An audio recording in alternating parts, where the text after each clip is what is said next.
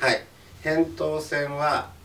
皆さん小さい扁桃腺、それから中等度、すごく腫れた扁桃腺といろいろこれ個人差がございます。で、中等度以下の扁桃腺の場合はほとんどいびきとは関係ありません。しかし